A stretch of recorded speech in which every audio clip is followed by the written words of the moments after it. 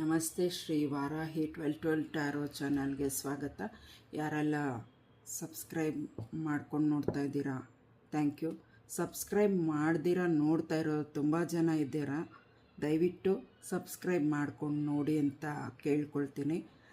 ನೀವು ಸಬ್ಸ್ಕ್ರೈಬ್ ಮಾಡ್ಕೊಂಡು ನೋಡೋದ್ರಿಂದ ನಿಮಗೆ ತುಂಬ ಉಪಯೋಗ ನಿಮಗೂ ಕೂಡ ಇದೆ. ಅದರಿಂದ ನಮಗೂ ಹೆಚ್ಚು ಅನುಕೂಲಗಳಿದೆ.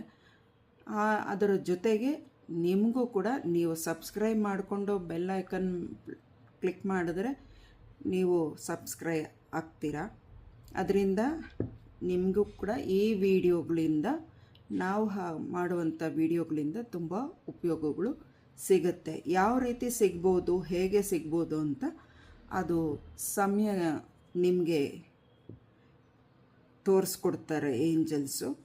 ಹಾಗಾಗಿ ಸಬ್ಸ್ಕ್ರೈಬ್ ಎಲ್ಲರೂ ಮಾಡ್ಕೊಳ್ಳಿ ಅಂತ ಕೇಳ್ಕೊಳ್ತೀನಿ. ಇವತ್ತಿನ ದಿನ ಹುಟ್ಟುಹಬ್ಬ, ಮದುವೆ, ವಾರ್ಷಿಕೋತ್ಸವ ಯಾರೆಲ್ಲ ಆಚರಣೆ ಮಾಡ್ಕೊಳ್ತಿದ್ದೀರಾ ಅವ್ರಿಗೆಲ್ಲ ನೂರ್ಕಾಲ ಆಯುಷು ಆರೋಗ್ಯ ಆಂಜನೇಯ ಕೊಟ್ಟು ಕಾಪಾಡಲಿ ಅಂತ ಕೇಳ್ಕೊಳ್ತಾ, ನಿಮ್ಮ ಒಳ್ಳೆಯ ಉದ್ದೇಶಗಳು ಆದಷ್ಟು ಬೇಗ ಕಾರ್ಯಸಿದ್ಧಿ ಆಂಜನೇಯ ನೆರವೇರಿಸ್ಕೊಡ್ಲಿ ಅಂತ ಕೇಳ್ಕೊಳ್ತೀನಿ. ಬನ್ನಿ ಇವತ್ತಿನ ರೀಡಿಂಗ್ ಆಂಜನೇಯಂದು ಏನಿದೆ, ಅವರು ಏನು ತಿಳಿಸ್ತಾರೆ ಅದನ್ನು ನೋಡೋಣ.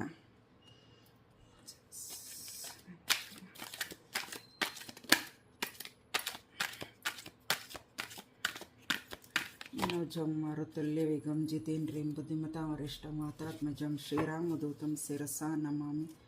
मनोजं मारुतुल्यवेगं जितेन्द्रियं बुद्धिमतां वरिष्ठं वातात्मजं श्रीरामदूतं शिरसा नमामि. मनोजं मारुतुल्यवेगं जितेन्द्रियं बुद्धिमतां वरिष्ठं वातात्मजं श्रीरामदूतं शिरसा नमामि. मनोजं मारुतुल्यवेगं जितेन्द्रियं बुद्धिमतां वरिष्ठं वातात्मजं श्रीरामदूतं शिरसा नमामि. तमस्मिन् कार्य निर्योगे प्रमाणं हरिसप्तमा हनुमन्निक्तमास्ताय ದುಃಖಕ್ಷಯ ಕರೋ ಮಮ. ಆಂಜನೇಯ, ಯಾರೆಲ್ಲ ಕಷ್ಟಗಳು ಪಡ್ತಾ ಇದ್ದಾರೆ, ದುಃಖಗಳು ಪಡ್ತಾ ಇದ್ದಾರೆ, ಅವ್ರಿಗೆಲ್ಲ ಸಮಸ್ಯೆ ಬಗೆಹರಿಸೋದಕ್ಕೆ ಏನು ನೀವು ದಾರಿ ತಿಳಿಸ್ತೀರ ಅದನ್ನು ದಯವಿಟ್ಟು ನಿಮಗೋಸ್ಕರ ನಿಮ್ಮನ್ನು ಪ್ರಾರ್ಥನೆ ಮಾಡೋರು ತುಂಬ ಜನ ಇದ್ದಾರೆ. ನಿಮ್ಮ ಮಕ್ಕಳು ಆಂಜನೇಯ ನಿಮಗೋಸ್ಕರನೇ. ಶನಿವಾರ ಅಂದರೆ ತುಂಬ ಜನ ಆಂಜನೇಯನ ದೇವಸ್ಥಾನಕ್ಕೆ ಹೋಗ್ಬೇಕಪ್ಪ, ಹಂಗೆ ಮಾಡಬೇಕಪ್ಪ, ಪ್ರದಕ್ಷಿಣೆ ಹಾಕಬೇಕು, ದೀಪ ಹಚ್ಚಬೇಕು, ವೀಳ್ಯದೆಲೆ ಹಾರ ಕೊಡಬೇಕು, ಈ ರೀತಿ ನಿಮಗೋಸ್ಕರನೂ ತುಂಬ ಜನ ನಿನ್ನ ಮಕ್ಕಳು ಮಾಡ್ತಾ ಇದ್ದಾರೆ. ಅವರಿಗೋಸ್ಕರ, ನಿನ್ನ ಮಕ್ಕಳಿಗೋಸ್ಕರ ಏನನ್ನ ವಿಷಯಗಳನ್ನು ತಿಳಿಸ್ತೀರ ದಯವಿಟ್ಟು ತಿಳಿಸಿ. ನಿಮ್ಮ ಮಕ್ಕಳಿಗೆ, ದುಃಖದಲ್ಲಿರೋರಿಗೆ, ಒಳ್ಳೆಯ ಸುದ್ದಿ ಎದುರು ನೋಡ್ತಿದ್ದವ್ರಿಗೆ, ನಮಗೇನು ಇನ್ನೂ ಉತ್ತರ ಬಂದಿಲ್ವಲ್ಲ ನಮ್ಮ ಪ್ರಶ್ನೆಗೆ, ಕಾಯ್ತಿದ್ದೀವಿ ಅಂತ ಹೇಳೋರಿಗೆ ಏನು ಹೇಳ್ತೀರ ದಯವಿಟ್ಟು ಅದನ್ನು ತಿಳಿಸಿ ಆಂಜನೇಯ. मनोजं मारुतुल्यवेगं जितेन्द्रियं बुद्धिमतां वरिष्ठं वातात्मजं श्रीरामदूतं शिरसा नमामि.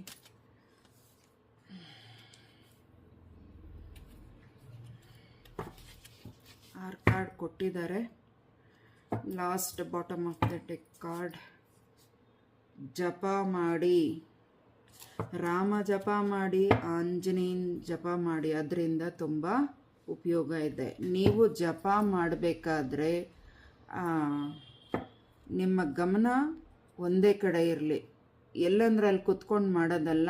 ಒಂದು ಚಾಪೇನೋ ಅಥವಾ ಒಂದು ಹಾಕ್ಕೊಳ್ಳೋಕ್ಕೆ ಈಗ ಮ್ಯಾಟ್ಸ್ ಎಲ್ಲ ಸಿಗುತ್ತೆ, ಅಥವಾ ನಿಮಗೆ ಅಂತ ಸಪ್ರೇಟಾಗಿ ನೀವು ಕುತ್ಕೊಳ್ಳೋದಕ್ಕೆ ಮಣೆ ಥರ ಏನಾದರೂ ಇದ್ದರೆ ಅದ್ರ ಮೇಲೆ ಕುತ್ಕೊಂಡು, ದೇವರ ಕೋಣೆ ಮುಂದೆ ಕುತ್ಕೊಂಡು ಜಪ ಮಾಡಲಿಕ್ಕೆ ಸಾಧ್ಯ ಆದರೆ ಮಾಡಿ.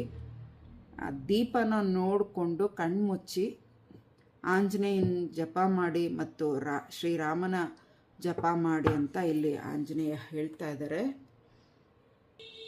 ಇನ್ನು ನೋಡಿ ಏನು ಹೇಳಿದ್ರು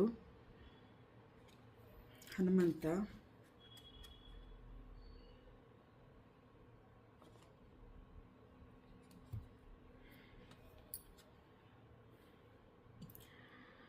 ರಾಮ ಜಪನ ಮಾಡಿ ಜಗತ್ತಿನಲ್ಲಿ ಯಾವ ಕೆಲಸನೂ ಕಷ್ಟಕರವಾಗಿ ಇದೆ ಅಂತ ಅಂದ್ಕೊಳ್ಳೋದು ಬೇಡ. ಮನಸ್ಸಿಟ್ರೆ ಮಾರ್ಗ, ಅದು ಆಗುವುದಿಲ್ಲ ಅಂತ ಅಂದ್ಕೊಂಡ್ರೆ ಖಂಡಿತವಾಗ್ಲೂ ಹಾಗೇ ಆಗತ್ತೆ. ನಾನು ಒಳ್ಳೆ ಕೆಲಸ ತಾನೇ ಮಾಡ್ತಾಯಿದ್ದೀನಿ, ಒಳ್ಳೆ ಯೋಚನೆ ತಾನೇ ಮಾಡ್ತಾಯಿದ್ದೀನಿ ಅಂದ್ಕೊಂಡ್ರೆ ಖಂಡಿತ ನಿಮ್ಮ ಕೋರಿಕೆಗಳು ನಡೆಯುತ್ತೆ. ಅದಕ್ಕೂ ನಾನು ಬೆಂಬಲ ಕೊಡ್ತೀನಿ, ನಾನು ಬೆಂಬಲವಾಗಿ ನಿಲ್ತೀನಿ ಅಂತ ಇಲ್ಲಿ ಆಂಜನೇಯ ಮನಸ್ಸಿನಿಂದ ತೃಪ್ತಿಯಿಂದ ನಿಮ್ಮ ಕೆಲಸಗಳನ್ನ ಮಾಡಿ. ಆಗತ್ತೆ ಅಂದ್ಕೊಳ್ಳೇಬೇಕು. ಅಯ್ಯೋ ಆಗಲ್ಲ, ಇಷ್ಟೆಲ್ಲ ಶ್ರಮಪಟ್ಟು ಮಾಡಿದ್ರೆ ಫಲಿಸಿಲ್ಲ ಅಂದರೆ ಏನು ಮಾಡಲಿ, ಎರಡು ಮನಸ್ಸು ಯೋಚನೆ ಮಾಡಬೇಡ್ರಿ ಅಂತ ಹೇಳ್ತಾ ಇದ್ದಾರೆ. ಸಾಧಿಸಲು ಪ್ರಯತ್ನ ಮಾಡಿ. ನಾನು ಇದ್ದೀನಿ ಅಂತ ಅಂದ ಮೇಲೆ ನಿಮ್ಮ ಹಿಂಜರಿಕೆ ಯಾಕೆ?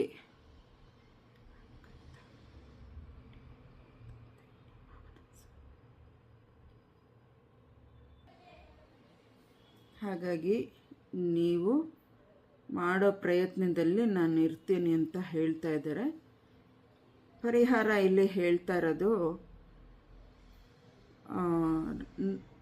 ರಾಮ ಜಪ ಮಾಡಿ ಮತ್ತು ಹನುಮಂತನ ಜಪ ಮಾಡಿ ಅಂತ. ಆಮೇಲೆ ಹನುಮಾನ್ ಚಾಲೀಸು ಪಠನೆ ಮಾಡಿ ದಿನ.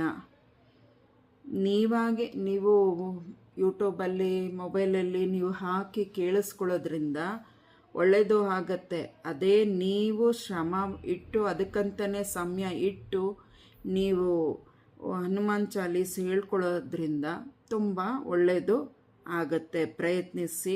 ಆ ಪದಗಳು ನಿಮಗೆ ಉಚ್ಚಾರಣೆಗೆ ಕಷ್ಟ ಆದರೆ ಅಭ್ಯಾಸ ಮಾಡಿಕೊಂಡು ನೀವಾಗಿ ಸ್ವತಃ ಹೇಳಿ ಅಂತ ಹೇಳ್ತಾ ಇದ್ದಾರೆ. ಸಾಧ್ಯವಾದರೆ ಸಾಧ್ಯ ಆದವರು ನಿಮಗೆ ಸಾಧ್ಯ ಇತ್ತು ಅಂದರೆ ಹಸುವಿನ ಸಗಣಿ ಮನೆ ಮುಂದೆ ಸಾರಿಸಿ ರಂಗೋಲೆ ಹಾಕಿ ಹನುಮಂತನ ಆಹ್ವಾನ ಮಾಡಿ ಹನುಮಾನ್ ಚಾಲೀಸ್ ಓದಿ ಅಂತ ಇಲ್ಲಿ ಹೇಳ್ತಾ ಇದ್ದಾರೆ. ಅದರಿಂದ ಕೂಡ ತುಂಬ ಒಳ್ಳೆಯದು ಆಗತ್ತೆ.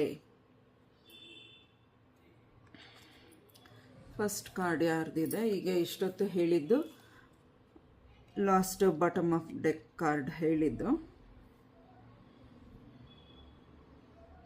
ಮೊದಲನೇ ಕಾರ್ಡಲ್ಲಿ ಯಾರು ಆಯ್ಕೆ ಮಾಡ್ಕೊಂಡಿದ್ದೀರಾ? ಆಂಜನೇಯ ಇಲ್ಲಿ ಏನು ಹೇಳ್ತಾ ಇದ್ದಾರೆ ಅಂದರೆ, ಇಲ್ಲೆರಗೂ ಪಾಠ ಹೇಳ್ತಾ ಇದ್ದಾರೆ. ಏನು ಪಾಠ ಹೇಳ್ತಾ ಇದ್ದಾರೆ ಅಂದರೆ, ಹಿಂದಿನ ನಿಮ್ಮ ಕಷ್ಟಗಳು ಪರಿಶ್ರಮ ಇದೆಯಲ್ಲ, ನಾನು ಈ ಕೆಲಸ ಸಾಧನೆ ಮಾಡಬೇಕು, ಈ ರೀತಿ ನಾನು ಮಾಡಲೇಬೇಕು, ಈ ರೀತಿ ನಾನು ಕಲಿಬೇಕು, ಇಂಥ ಕಡೆ ನಾನು ಹೋಗಿ ಅದರಿಂದ ನನ್ನ ಜೀವನಕ್ಕೆ ಉಪಯೋಗ ತಗೋಬೇಕು ಅಂತ ಯಾರೆಲ್ಲ ಅಂದ್ಕೊಳ್ತಿದ್ದೀರಾ, ಅಲ್ಲೇ ಅಂದ್ಕೊಂಡು ಅಲ್ಲೇ ನಿಲ್ಬೇಡ್ರಿ.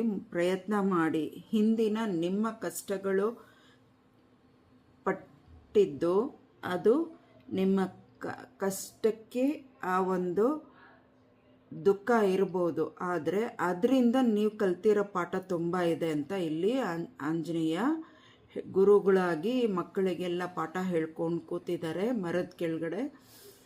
ಅದನ್ನು ಹೇಳ್ತಾ ಇದ್ದಾರೆ. ಯಾರೆಲ್ಲ ಕೆಲವು ಕಡೆ ದೇವಸ್ಥಾನಗಳಲ್ಲಿ ಮರಗಳಿಗೆ ಹರಕೆಗಳನ್ನ ಕಟ್ತಿರಲ್ಲ, ಮಗು ಆಗಬೇಕು, ನಂಗೆ ಮದುವೆ ಆಗಬೇಕು, ಮತ್ತು ನಿಮಗೆ ಏನೇನು ಹರಕೆಗಳಿಗೆ ಮರಗಳಿಗೆ ಕಟ್ತೀರಾ ಅದನ್ನು ಹರಕೆ ತೀರಿಸಿ, ಮತ್ತು ಆ ರೀತಿ ಮರಗಳಿಗೆ ಹರಕೆ ಕಟ್ಟಿ ಅದರಿಂದ ನಿಮಗೆ ಒಳ್ಳೆಯದಾಗತ್ತೆ ಅಂತ ಹೇಳ್ತಾ ಇದ್ದಾರೆ. ಕಟ್ಟಿದ ಮಾತ್ರಕ್ಕೆ ಅಷ್ಟಕ್ಕೆ ಬಿಡದಿರ ಅದರ ಕಡೆ ಗಮನ ವಹಿಸಿ, ಅದರ ಕಡೆ ಪ್ರಾರ್ಥನೆ, ದೇವರಲ್ಲಿ ಬೇಡಿಕೆಯನ್ನು ಕೂಡ ತುಂಬ ಮುಖ್ಯ. ಕಟ್ಟೋದ್ರ ಮುಖಾಂತರ ಎಲ್ಲ ಸರಿ ಹೋಗುತ್ತೆ ಅಂತಲ್ಲ. ಕಟ್ಟಿದ ನಂತರ ಮರಕ್ಕೆ ನಿಮ್ಮ ಹರಕೆನ ಕಟ್ಟಿದ ನಂತರ ಆ ಹರಕೆನ ನನಗೆ ತೀರ್ಸಪ್ಪ ಅಂತ ದೇವರಲ್ಲಿ ಯಾವ ದೇವರಿಗೆ ಹರಕೆ ಕಟ್ತೀರೋ ಅದು ನೆರವೇರೋವರೆಗೂ ನೀವು ದೇವರಲ್ಲಿ ಹಿಂಬಾಲಿಸೋದು. ಅಂದರೆ ದೇವ್ರನ್ನ ಆಗಾಗ ಪ್ರಾರ್ಥನೆ ಮಾಡಿಕೊಂಡು ಪೂಜೆ ಮಾಡಿಕೊಂಡು ದೇವ್ರಿಗೂ ನೆನಪು ಮಾಡ್ತಾ ಇರಬೇಕು. ಅದಾದಮೇಲೆ ನಿಮ್ಮ ಹರಕೆ ನೀವೇನು ಮಾಡ್ಕೊಂಡಿದ್ದೀರ ನಂತರ ದೇವ್ರಿಗೇನು ಕೃತಜ್ಞತೆ ತಿಳಿಸ್ಬೇಕು ಅಂತಿದ್ದೀರ ಅದನ್ನು ಮಾಡಿ. ಹಿಂದಿನ ಕಷ್ಟಗಳು ಈಗ ನಿಮ್ಮ ಜೀವನಕ್ಕೆ ಒಂದು ದಾರಿದೀಪ, ಬೆಳವಣಿಗೆಗೆ ಮಾರ್ಗ ಸಿಗುತ್ತದೆ ಅಂತ ಹೇಳ್ತಾ ಇದ್ದಾರೆ. ನಿಮ್ಮ ಭವಿಷ್ಯ ಈಗ ವೃದ್ಧಿಯಾಗುತ್ತದೆ ಅಂತ ಇಲ್ಲಿ ಹೇಳ್ತಾ ಇದ್ದಾರೆ ಹನುಮಂತ. ಯಾರು ಹನುಮಂತನ ದೇವಸ್ಥಾನಕ್ಕೆ ಹೋಗಬೇಕು ಅಂದ್ಕೊಂಡಿದ್ದೀರಾ, ಇಲ್ಲಿ ನಿಯರ್ ಬೈ ಅಂದರೆ ದೊಡ್ಡ ದೊಡ್ಡ ದೇವಸ್ಥಾನಗಳು ಅನ್ನೋದಕ್ಕಿಂತ ಗಾಳಿ ಹನುಮಂತರಾಯನ ದೇವಸ್ಥಾನಕ್ಕೆ ಹೋಗ್ಬೇಕಂತ ಯಾರು ಅಂದ್ಕೊಂಡಿದ್ದೀರೋ ದಯವಿಟ್ಟು ಹೋಗ್ಬಿಟ್ಟು ಬನ್ನಿ. ನಿಮ್ಮ ಮಕ್ಕಳಿಗೆ ಓದಿನ ಕಡೆ ಹೆಚ್ಚು ಗಮನ ಕೊಡಿ.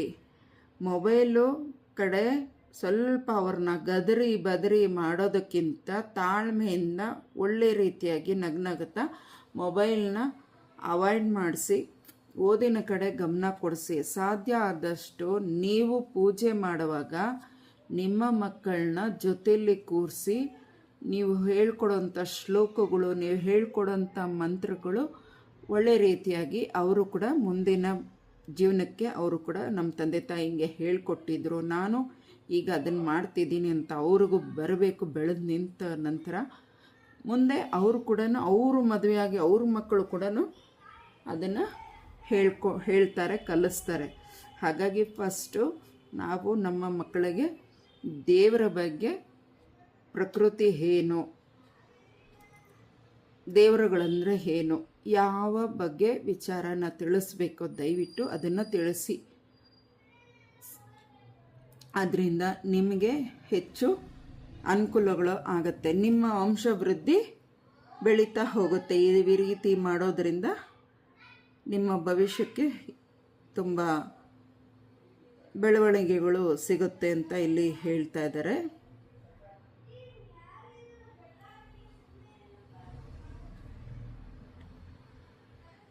ನಿಮ್ಮ ಹಿಂದಿನ ಕಷ್ಟಗಳಿಗೆ ಎಲ್ಲ ಹೋಗಿ ನಿಮ್ಮ ಸಮೃದ್ಧಿಗೆ ದಾರಿದೀಪ ಸಿಗುತ್ತದೆ ಅಂತ ಇಲ್ಲಿ ಹೇಳ್ತಾ ಇದ್ದಾರೆ. ಯಾರ ಎರಡನೇದು ಆಯ್ಕೆ ಮಾಡ್ಕೊಂಡಿದ್ದೀರಾ? ರಾಮನ ಹತ್ರ ಆಂಜನೇಯ ಆಶೀರ್ವಾದ ಪಡಿತಾ ಇದ್ದಾರೆ.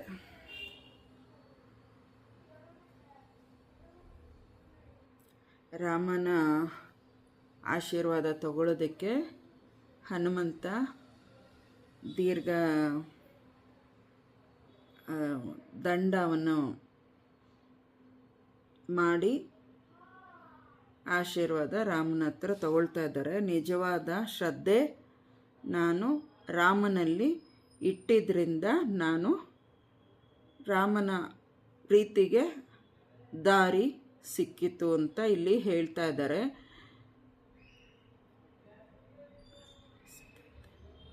ಆ ಸೇವೆ ಸಲ್ಲಿಸಿದಂತೆ ನಿಸ್ವಾರ್ಥದಿಂದ ಸೇವೆ ಮಾಡಿ ನಾನು ಆನಂದ ಹೊಂದಿದೆ. ನಿಜವಾದ ಆಶೀರ್ವಾದ ರಾಮನಿಂದ ಕಂಡುಕೊಂಡೆ ಮತ್ತು ರಾಮನಿಂದ ಪ್ರೀತಿನ ಪಡೆದುಕೊಂಡೆ ಅಂತ ಇಲ್ಲಿ ಹೇಳ್ತಾ ಇದ್ದಾರೆ. ಶಬ್ದ ಸ್ವಲ್ಪ ಇಗ್ನೋರ್ ಮಾಡಿ, ಹೊರಗಡೆ ಶಬ್ದ ಕೇಳಿಸ್ತಿದೆ, ದಯವಿಟ್ಟು ಕ್ಷಮೆ ಇರಲಿ.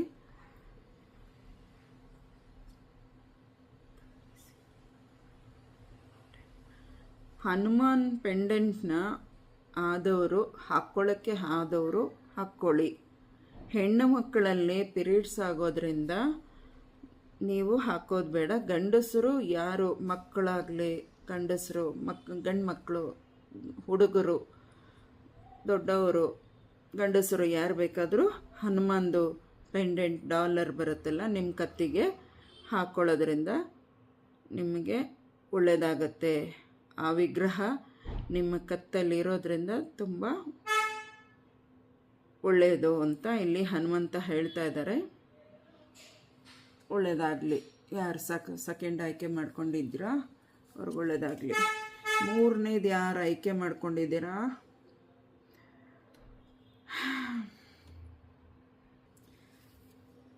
ನಿಮ್ಮ ಸಾಮರ್ಥ್ಯದ ಮೇಲೆ ನಂಬಿಕೆ ಇಡಿ ಅಂತ ಇಲ್ಲಿ ಹನುಮಂತ ಸುಮಾರು ಕೈಗಳಿಂದ ಅಸ್ತ್ರಗಳನ್ನ ಹಿಡ್ಕೊಂಡು ಏನು ಯುದ್ಧಕ್ಕೆ ನಿಂತಂಗೆ ಇಲ್ಲಿ ನಿಂತಿದ್ದಾರೆ. ಶತ್ರುಗಳು ಅಂದರೆ ರಾವಣ, ಅವರ ಹತ್ರನೇ ಹೆಚ್ಚಾಗಿ ರಾಮನಿಗೆ ಸಹಾಯ ಮಾಡಲಿಕ್ಕೆ ಅಂತ ನಿಂತವರು ಹನುಮಂತ. ಆ ಒಂದು ಕೈಗಳಲ್ಲಿ ಹೆಂಗಿದೆ ಅಂದರೆ, ಬನ್ನಿ ನಾನು ನಿಂತಿದ್ದೀನಿ, ನನ್ನ ರಾಮನನ್ನು ಹೇಗೆ ನೀವು ಸೋಲಿಸ್ತೀರಾ ನಾನು ನೋಡ್ತೀನಿ ಅನ್ನೋ ಥರ ಆ ಕೈಗಳು ಹೀಗೆ ಮಾಡಿಕೊಂಡು ಇದ್ದಾರೆ ಹನುಮಂತ. ಅವರು ಸೈನ್ಯ, ಕಪಿ ಸೈನ್ಯ ಬಹಳ ದೊಡ್ಡದು, ಅದನ್ನು ಮೀರಿಸಲು ಯಾರಿಂದನೂ ಸಾಧ್ಯ ಆಗಲಿಲ್ಲ. ಹಾಗಾಗಿ ಹನುಮಂತ ರಾಮನ ಆಶೀರ್ವಾದದಿಂದ ಗೆದ್ದು ರಾಮಾಯಣಕ್ಕೆ ಒಂದು ಕತೆ ಕೂಡ ಕಾರಣ ಹನುಮಂತ ಆದರು. ಹಾಗಾಗಿ ನಿಮ್ಮ ನಂಬಿಕೆ ಇಡಿ, ದೇವರ ಮೇಲೆ ನಂಬಿಕೆ ಇಡಿ, ನಿಮ್ಮ ನಿಯತ್ತಿನ ಒಂದು ಪ್ರಾರ್ಥನೆಗೆ ನಾನು ಒಲಿದು ಬರ್ತೀನಿ ಅಂತ ಇಲ್ಲಿ ಹೇಳ್ತಾ ಇದ್ದಾರೆ. ನಿಮ್ಮ ಸಾಮರ್ಥ್ಯ ಎಂದಿಗೂ ಕಡಿಮೆ ಆಗುವುದಿಲ್ಲ.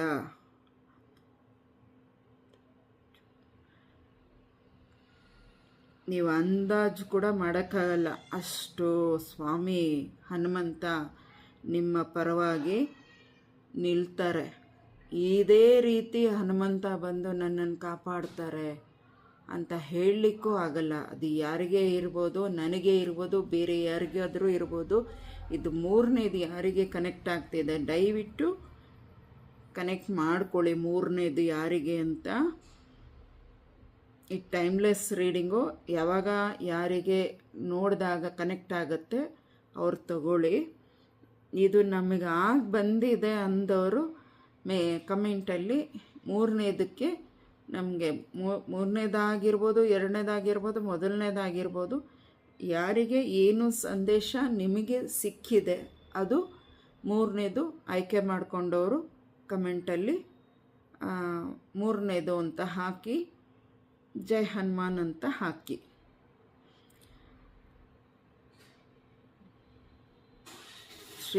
ಸೇವೆ ಮಾಡೋದರಲ್ಲಿ ನಿನ್ನ ಕಡೆ ಗಮನ ಹೆಚ್ಚು.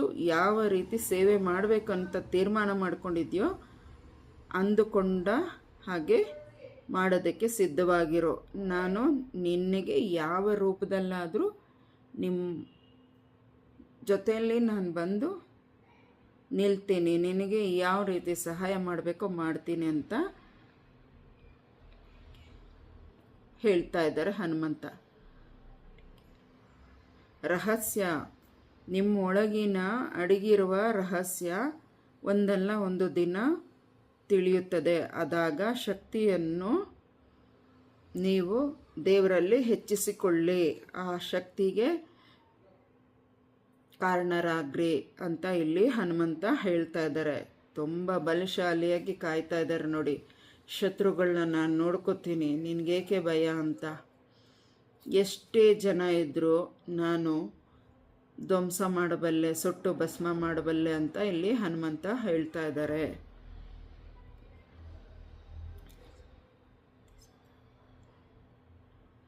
ಹನುಮಂತನಿಗೆ ಸಂಬಂಧಿಸಿದ ರಾಮಾಯಣ ಮತ್ತು ರಾಮನಾಮ ಬರೆಯಿರಿ, ಯಾರಿಗೆ ಸಾಧ್ಯ ಆಗತ್ತೆ. ಈಗಾಗಲೇ ಎಲ್ಲ ಕಡೆನೂ ಪುಸ್ತಕಗಳು ಸಿಗುತ್ತೆ, ಶ್ರೀರಾಮಕೋಟಿ ಬರೆಯೋದು. ಅದನ್ನು ತಗೊಂಡು ಬರೆದು ಹನುಮಂತನ ದೇವಸ್ಥಾನದಲ್ಲಿ ಕೊಡಿ, ಅದರಿಂದ ತುಂಬ ಒಳ್ಳೆಯದಾಗತ್ತೆ. ಒಳ್ಳೆಯ ಸಮಯ ನೋಡಿ ಬರೆಯೋದನ್ನು ಪ್ರಾರಂಭ ಮಾಡಿ. ಶ್ಲೋಕಗಳನ್ನ ರಾಮಾಯಣದ್ದು ಅದರಲ್ಲಿ ಶ್ಲೋಕಗಳು ಬರುತ್ತೆ ಮುಖ್ಯವಾದದ್ದು, ಅದನ್ನು ಪಠಿಸಿ, ಅದರಿಂದನೂ ಕೂಡ ಒಳ್ಳೆಯದಾಗತ್ತೆ. ರಾಮರಕ್ಷಾ ಸ್ತೋತ್ರ ಬರುತ್ತಲ್ಲ, ಅದರಿಂದನೂ ಹೇಳೋದ್ರಿಂದ ತುಂಬ ಒಳ್ಳೆಯದಾಗತ್ತೆ ಅಂತ ಇಲ್ಲಿ ಹನುಮಂತ ಹೇಳ್ತಾ ಇದ್ದಾರೆ. ನಾಲ್ಕನೇದು ಯಾರು ಆಯ್ಕೆ ಮಾಡ್ಕೊಂಡಿದ್ದೀರಾ? ಮರದ ಕೆಳಗಡೆ ಕೂತ್ಕೊಂಡು ಏನು ಓದ್ತಾ ಇದ್ದಾರೆ ನೋಡಿ. ಇಲ್ಲಿ ಹನುಮಂತ ಜೈ ಶ್ರೀರಾಮ್ ಅಂತಲೇ ಬರೀತಾ ಇದ್ದಾರೆ. ಮರದ ಕೆಳಗಡೆ ಕೂತ್ಕೊಂಡು ಜೈ ರಾಮ್ ಅಂತ ಬರ್ಕೊಂಡು ಕೂತಿದ್ದಾರೆ. ಸತ್ಯವನ್ನು ಮಾತಾಡಿ, ರಾಮನಾಮನ ಮುಂದೆ ಧೈರ್ಯವಾಗಿ ಹೆಸರಿಂದ ನಿಮ್ಮ ಬಾಯಲ್ಲಿ ಹೇಳ್ತಾ ಬನ್ನಿ. ಹೇಳಿದ್ದಕ್ಕೆ ಅದನ್ನು ಸತ್ಯವನ್ನೇ ನುಡಿಸುತ್ತಾನೆ ಭಗವಂತ ಹನುಮಂತ ಅಂತ ಹೇಳ್ತಾ ಇದ್ದಾರೆ.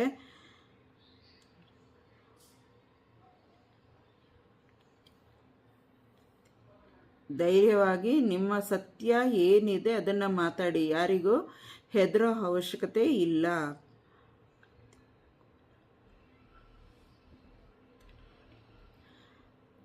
ಯಾರಿಗೋ ಏನೋ ಮಾಡಿಬಿಡ್ತಾರೆ ಅಂತ ಹೆದರೋ ಅವಶ್ಯಕತೆ ಇಲ್ಲ. ನಾನು ಇದ್ದೀನಿ, ನನ್ನ ನಾಮ ಜಪ ಮಾಡಿಕೊಂಡು ಶ್ರೀರಾಮನ ಜಪ ಮಾಡಿಕೊಂಡು ಸತ್ಯನೇ ಹೇಳು. ಹೆದರ್ಕೊಂಡು ಸುಳ್ಳು ಹೇಳೋದು ಬೇಡ, ಸತ್ಯ ಹೇಳ್ದಿರ ಮುಚ್ಚಿಕೊಳ್ಳೋದು ಬೇಡ. ಎಲ್ಲಿ ಸಾಧ್ಯ ಆಗತ್ತೆ ನೀನು ಮಾತಾಡಲಿಕ್ಕೆ ಅಲ್ಲಿ ಸತ್ಯನ ಹೇಳು. ಮುಚ್ಚಿಕೊಳ್ಳೋದ್ರಿಂದ ಏನೂ ಪ್ರಯೋಜನ ಇಲ್ಲ. ಜೀವನ ಹೇಗಿದೆ ಅಂತ ಪ್ರಪಂಚಕ್ಕೆ ಗೊತ್ತಿದೆ. ಆದರೂ ಕೆಲವರಿಗೆ ನಿನ್ನನ್ನು ಪರೀಕ್ಷೆ ಕೂಡ ಮಾಡ್ಬೋದು.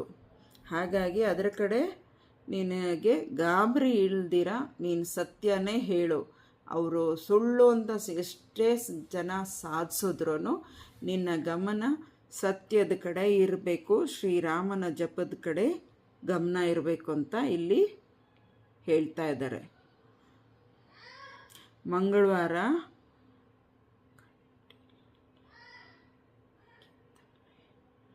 ಮಂಗಳವಾರ ಹನುಮಂತನಿಗೆ ಕಿತ್ತಲೆ ಹಣ್ಣನ್ನು ನೈವೇದ್ಯ ಮಾಡಿ, ಮತ್ತು ನೀವು ಕೇಸರಿ ತಿಲಕನ ಹನುಮಂತನ ದೇವಸ್ಥಾನಕ್ಕೆ ಹೋದರೆ ಅದನ್ನು ಹಣೆಗೆ ಪ್ರತಿದಿನ ಇಡ್ತಾ ಬನ್ನಿ. ಹಣೆಗೆ ಅದು ಹಣೆಯಲ್ಲಿ ನಡು ಮಧ್ಯೆ, ಹಣೆ ಮೇಲೆ ನಡು ಮಧ್ಯೆ. ಈ ಹಣೆ ಹುಬ್ಬುಗಳಿದೆಯಲ್ಲ, ಹುಬ್ಬುಗಳ ಹತ್ರ ಇಡೋದಲ್ಲ, ಹಣೆ ಮಧ್ಯ, ನಮ್ಮ ಹಣೆ ಮಧ್ಯ ಇಡಬೇಕು. ಅಲ್ಲೇ ಮುಖ್ಯವಾಗಿ ದೇವರಗಳದ್ದು ಕೇಸರಿ ಇರ್ಬೋದು, ವಿಭೂತಿ ಇರ್ಬೋದು, ಕುಂಕುಮ ಇರ್ಬೋದು, ರಕ್ಷೆಗಳು ಇರ್ಬೋದು, ಇವೆಲ್ಲವೂ ಈ ಹಣೆ ಮಧ್ಯೆ ಇಡಬೇಕು. ಕೆಲವರು ನಾನು ಹೇಗೆ ಹೇಳೋದು, ತುಂಬ ದೊಡ್ಡದಾಗಿ ಕಾಣಿಸ್ಬಿಟ್ರೆ ಯಾರು ಏನು ಅನ್ಕೋತಾರೋ ಅದಕ್ಕೆ ತುಂಬ ಚಿಕ್ಕದಾಗಿ ಇಟ್ಕೊಳ್ತೀನಿ ಅಂತ ಇಟ್ಕೊಳ್ತೀರ. ಅದರಿಂದ ನೀವು ಇಟ್ಕೊಂಡ್ರೂ ಪ್ರಯೋಜನ ಇಲ್ಲ.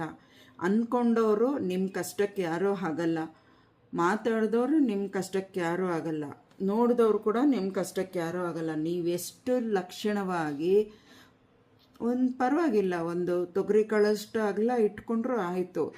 ನಿಮ್ಮ ಹಣೆಯಲ್ಲಿ ನೀವು ಕೇಸರಿ ಮತ್ತು ಕುಂಕುಮ, ವಿಭೂತಿ, ಆಮೇಲೆ ದೇವಸ್ಥಾನದಲ್ಲಿ ಹೋಮದ ರಕ್ಷೆಗಳು ಇರುತ್ತಲ್ಲ ಅವುಗಳು, ಇವೆಲ್ಲವೂ ನಿಮ್ಮ ಹಣೆ ಮಧ್ಯದಲ್ಲಿ ಇಟ್ಕೊಳ್ಳೋದ್ರಿಂದ ನಿಮಗೆ ಒಳ್ಳೆಯದು. ಯಾವುದೇ ಥರ ಕೆಟ್ಟ ದೃಷ್ಟಿಗಳು ಆ ಹಣೆ ಮೇಲೆ ತಾಕೋದಿಲ್ಲ. ಇವರು ಸೈಲೆಂಟಾಗಿದ್ದರೂ ಕಷ್ಟ, ಮಾತಾಡಿದ್ರೂ ಕಷ್ಟ, ಮಾತಾಡಿಲ್ಲ ಅಂದರೂ ಕಷ್ಟ, ಹೆಂಗಿದ್ರೂ ಕಷ್ಟ. ಆಗ ಏನು ಇವರು ಹಿಂಗಿದ್ದಾರೆ ಅನ್ನೋ ರೀತಿ ಮಾತಾಡ್ತಾರಲ್ಲ, ಆಗ ಅವರು ನಿಮ್ಮ ಮುಖನ ನೋಡಬೇಕಾದ್ರೆ ಆ ಒಂದು ದೇವರ ಕುಂಕುಮಗಳು ನೀವು ಇಟ್ಕೊಳ್ತೀರಲ್ಲ, ಅದು ಕಂಡಾಗ ಅವರು ಏನು ಅಂದ್ಕೊಂಡು ನೋಡ್ತಾರೋ ಆ ದೃಷ್ಟಿ ಅವ್ರಿಗೆ ವಾಪಸ್ ಹೋಗುತ್ತೆ. ಹಾಗಾಗಿ ದಯವಿಟ್ಟು ಯಾರೇನು ಅನ್ಕೋತಾರೋ, ನೀಟಾಗಿ ಕಾಣಲ್ವೇನೋ ಅನ್ನೋದು ಬಿಟ್ಟು ಫ್ಯಾಷನ್ ಮಾಡಿ ಅದು ದೇವಸ್ಥಾನಕ್ಕಂತ ಹೋದಾಗ ನಿಮ್ಮ ಹಣೆಯಲ್ಲಿ ಆ ಒಂದು ಕೇಸರಿ ತಿಲಕನ ಕಾಣೋ ರೀತಿ, ನಿಮ್ಗೆ ದೊಡ್ಡದಾಗಿ ಇಟ್ಕೊಂಡಿಲ್ಲ ಅಂದ್ರೂ ಒಂದು ತೊಗರಿ ಕಾಳಷ್ಟು ಅಗಲಕ್ಕೆ ಇಡಿ. ಅದರಿಂದ ನಿಮಗೆ ಒಳ್ಳೆಯದು. ಕೆಟ್ಟ ದೃಷ್ಟಿಗಳು, ಕೆಟ್ಟ ನೋಟಗಳು ಯಾರ್ಯಾರಿಗಿರುತ್ತೋ, ಯಾರ ಕಡೆಯಿಂದ ಇರುತ್ತೋ ಗೊತ್ತಿಲ್ಲ. ಕೆಟ್ಟ ಶಕ್ತಿಗಳು ಕೂಡ ಕೆಟ್ಟ ಶಕ್ತಿಗಳು ಅಂದರೆ ಅದು ಕೆಟ್ಟ ಶಕ್ತಿಗಳಂದರೆ ಅರ್ಥ ಆಗಿರ್ಬೋದು ಬಹುಶಃ. ಅವುಗಳು ಕೂಡ ಹಣೆನ ನೋಡೋದಕ್ಕೆ ಅವಕಾಶ ಸಿಗಲ್ಲ. ಹಾಗಾಗಿ ಹೇಳ್ತಾ ಇರೋದು, ಆದಷ್ಟು ಕೇಸರಿನ ಪ್ರತಿದಿನ ಇಡೋದಕ್ಕೆ ಪ್ರಯತ್ನ ಮಾಡಿ.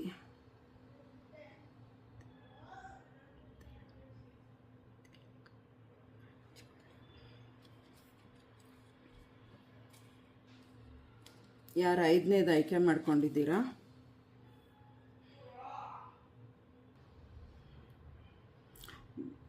ದೈವಿಕ ಯೋಜನೆಗಳನ್ನ ಉಪಯೋಗಿಸ್ಕೊಳ್ಳಿ. ರಾಮನಾಮ ನಂಬಿದಂತೆ, ಮತ್ತೊಮ್ಮೆ ಇಲ್ಲಿ ಅದನ್ನೇ ಹೇಳ್ತಾ ಇದ್ದಾರೆ ಹನುಮಂತ, ಮತ್ತೊಮ್ಮೆ ಅದನ್ನು ಹೇಳ್ತಾ ಇದ್ದಾರೆ. ಶೂಲನ ಹಿಡ್ಕೊಂಡು ಬೆಟ್ಟ ಗುಟ್ಟಗಳ ಮೇಲೆ ನಿಂತ್ಕೊಂಡು ಯಾರನ್ನೋ ತುಂಬ ನೋಡ್ತಾ ಇದ್ದಾರೆ.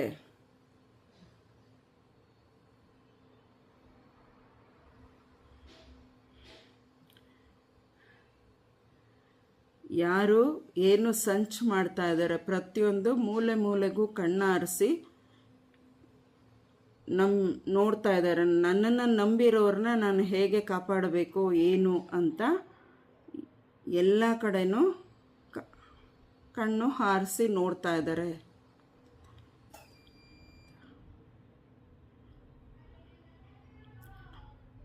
ಅದರಿಂದ ರಾಮನ್ನ ಹನುಮಂತನ ಜಪಿಸಿ. ಮಂಗಳವಾರ ಹನುಮಾನ್ ಚಾಲೀಸ್ ಓದಿ. ಸಿಹಿ ತಿಂಡಿಗಳನ್ನ ಮಕ್ಕಳಿಗೆ ಕೊಡಿ, ಅದರಿಂದನೂ ಒಳ್ಳೆಯದಾಗತ್ತೆ ಅಂತ ಹೇಳ್ತಾ ಇದ್ದಾರೆ. 6ನೇದು ಯಾರು ಆಯ್ಕೆ ಮಾಡ್ಕೊಂಡಿದ್ದೀರಾ?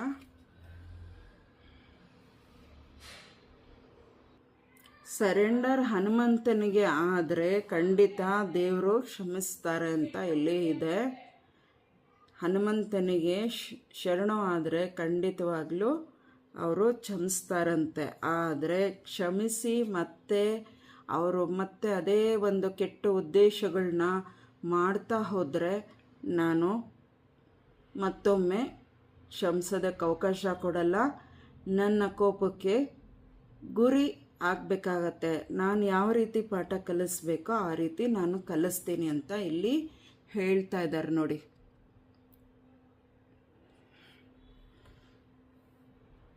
ರಾಮನಿಗೆ ಶರಣು ಆಗಿ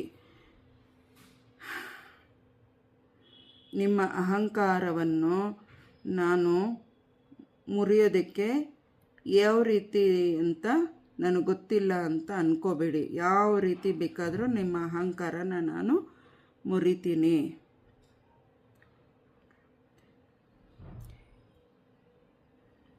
ನೀವು ಅಹಂಕಾರ ಬಿಟ್ಟು ಕ್ಷಮೆ ಯಾಚಿಸಿದ್ರೆ, ಒಳ್ಳೆ ದಾರಿಯಲ್ಲಿ ಇನ್ಮೇಲೆ ನಡಿತೀನಿ ಅಂತ ಅಂದರೆ ನಾನು ಕ್ಷಮಿಸಿ ನಿಮ್ಮ ತಪ್ಪುಗಳನ್ನು ಕ್ಷಮಿಸಿ ನಾನು ಹೆಮ್ಮೆಯಿಂದ ಬದುಕುವಂತೆ ಮಾಡ್ತೀನಿ ನಾನು ಅಂತ ಇಲ್ಲಿ ಹೇಳ್ತಾ ಇದ್ದಾರೆ ಹನುಮಂತ.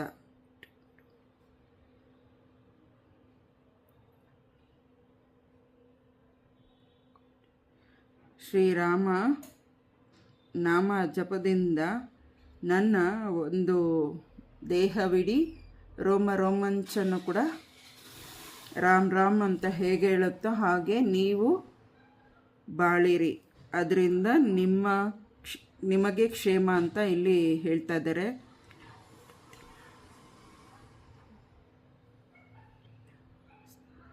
ದಿನ ಬಿಟ್ಟು ದಿನ ಉಪ್ಪು ನೀರು ಸ್ನಾನ ಮಾಡಿ, ಅದರಿಂದ ನಿಮಗೆ ಒಳ್ಳೆಯದಾಗತ್ತೆ ಅಂತ ಇಲ್ಲಿ ಹೇಳ್ತಾ ಇದ್ದಾರೆ. ನಕಾರಾತ್ಮಕ ಶಕ್ತಿಗಳು ಹೋಗುತ್ತದೆ. ನೀವು ಹನುಮಾನ್ ಚಾಲೀಸು ಓದೋದ್ರಿಂದ, ನಿಮ್ಮ ಮನೆಯಲ್ಲಿ ಹನುಮಂತನ ಆರಾಧನೆ ಮಾಡೋದ್ರಿಂದ, ಹನುಮಾನ್ ಚಾಲೀಸು ಮತ್ತು ಹನುಮಂತನಿಗೊಂದು ದೀಪ ಇಡಿ. ನಿಮ್ಮ ಮನೆಯಲ್ಲಿ ಫೋಟೋ ಇದೆಯಾ, ವಿಗ್ರಹ ಇದೆಯಾ, ಅದಕ್ಕೆ ಅಭಿಷೇಕ ಮಾಡಿ. ಅದರಿಂದ ನಿಮಗೆ ನಕಾರಾತ್ಮಕ ಶಕ್ತಿಗಳು ದೂರ ಆಗ್ತದೆ. ಅದನ್ನು ನಾನು ದೂರ ಮಾಡ್ತೀನಿ ಅಂತ ಹೇಳ್ತಾ ಇದ್ದಾರೆ.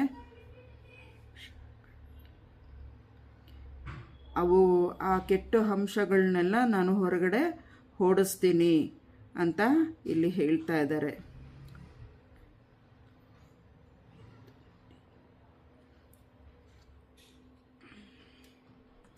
ಬನ್ನಿ ಇಲ್ಲಿ ಏಂಜಲ್ಸಿಂದ ಏನು ಹೇಳ್ತಾರೆ ಫೈನಲ್ ಕೇಳೋಣ.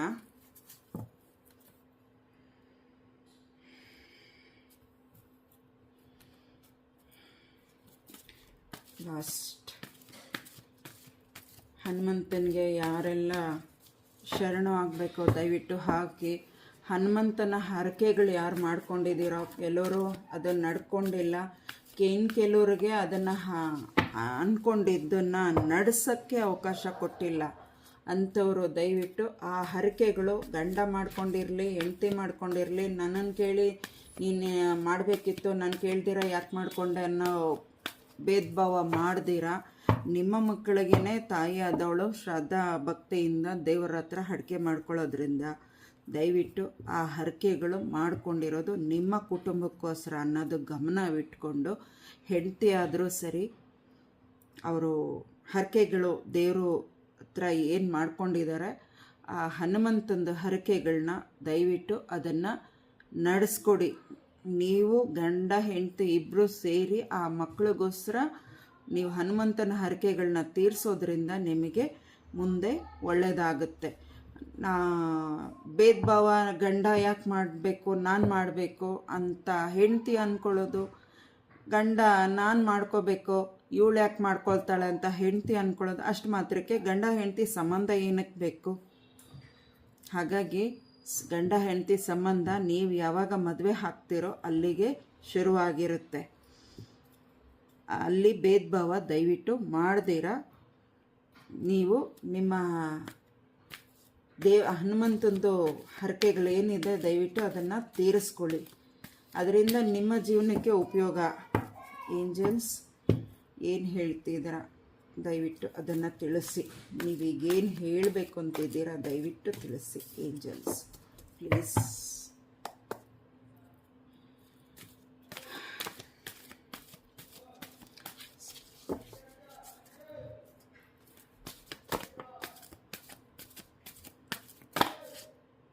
ಓಕೆ,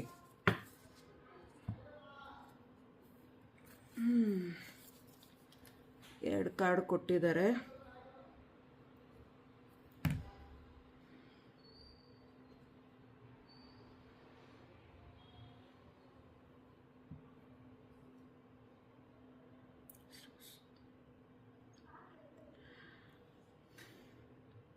ನೋಡಿ, ನಿಮಗೆ ಒಳ್ಳೇದು ಕಾದಿದೆ. ಆಮೇಲೆ ಈಗ ಲಾಸ್ಟ್ ಒಂದು ಕಾರ್ಡು ಹನುಮಂತಂದು ಬಂತಲ್ಲ,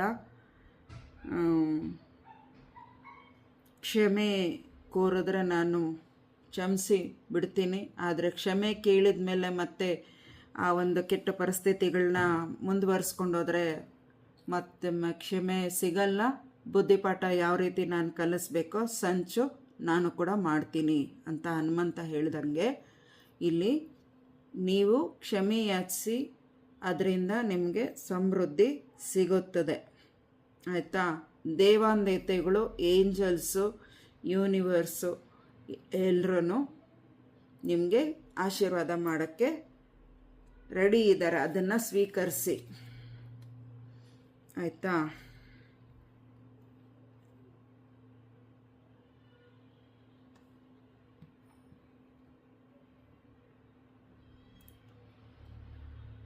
ಚಿಂತಿಸುವ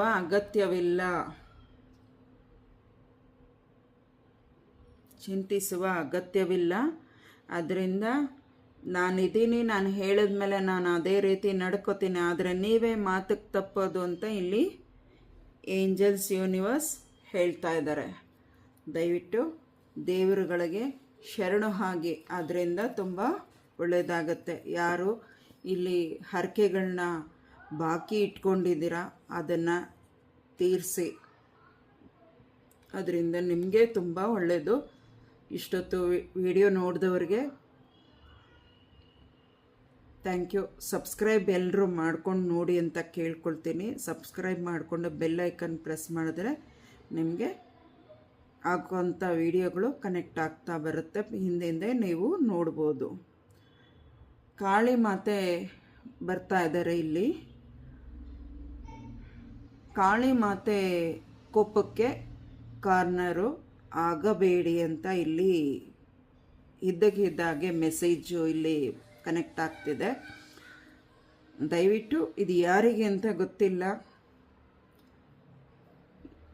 ಎಷ್ಟು ಪ್ರಾಣಿ ಬಲಿಗಳನ್ನ ಕೊಡ್ತೀರಾ, ಅದರಲ್ಲೂ ಜೀವ ಉಸಿರಾಡೋದಕ್ಕೆ ನಾನೇ ಸೃಷ್ಟಿ ಮಾಡಿರೋದು ಆ ಪ್ರಾಣಿಗಳನ್ನ ಅಂತ ಕಾಳಿ ಮಾತೆ ಹೇಳ್ತಾ ಇದ್ದಾರೆ. ಆದಷ್ಟು ಒಳ್ಳೆ ಮಾರ್ಗದಲ್ಲಿ ನಡೆಯೋದಕ್ಕೆ ಹೋಗಿ ಅಂತ ಇಲ್ಲಿ ಸೂಚನೆ ಕೊಡ್ತಾ ಇದೆ. ಇದು ಯಾರಿಗೆ ಅಂತ ಗೊತ್ತಿಲ್ಲ, ಇದು ನನಗೆ ಹೇಳಿರೋದಲ್ಲ, ಇಲ್ಲಿ ಹೇಳಿಸ್ತಾ ಇದ್ದಾರೆ. ಇಲ್ಲಿ ಅದನ್ನು ಹೇಳ್ತಾ ಇದ್ದೀನಿ, ತಗೊಳ್ಳೋದು ಬಿಡೋದು ನಿಮಗೆ ಬಿಟ್ಟಿದ್ದು. ಎಲ್ಲರಿಗೂ ಒಳ್ಳೆಯದಾಗಲಿ. ಜೈ ಶ್ರೀರಾಮ್.